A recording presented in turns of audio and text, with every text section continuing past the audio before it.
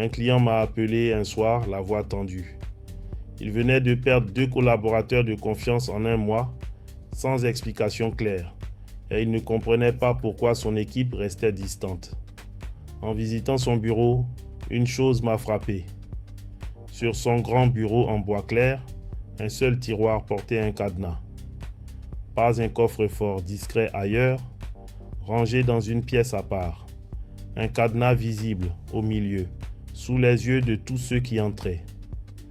Je lui ai demandé ce qu'il y avait dedans.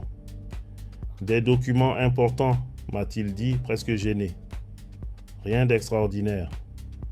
Mais ce tiroir fermé, exposé, envoyait un message que ces mots ne disaient jamais. Ici, on ne fait pas confiance. Je n'ai trouvé aucune tradition ancestrale précise qui parle d'un tiroir verrouillé.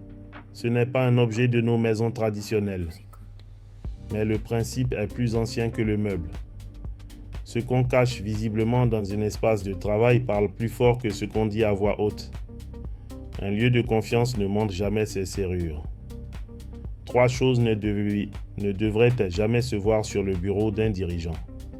Première, un tiroir verrouillé en évidence au centre du bureau. Ce que vous protégez ainsi, protégez-le ailleurs, hors du regard. Sinon, c'est la méfiance elle-même que vous exposez, jour après jour, à chaque personne qui s'assoit face à vous. Deuxième, une clé laissée visible, posée sur le bureau ou pendue près du tiroir. Une clé qu'on montre annule l'effet du verrou. Elle dit « je me méfie », sans même protéger quoi que ce soit. Troisième, un tiroir qu'on ferme précipitamment quand quelqu'un entre dans la pièce. Ce geste, répété, s'imprime dans la mémoire de l'équipe bien plus que n'importe quelle parole de confiance prononcée en réunion. Le geste simple et gratuit, si un document mérite vraiment d'être protégé, qu'il le soit discrètement, dans un espace qui ne se voit pas depuis la porte, la confiance ne se décrète pas dans un discours, elle se lit dans ce qu'on choisit de montrer.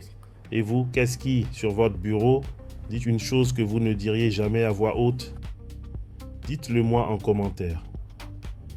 Le Bao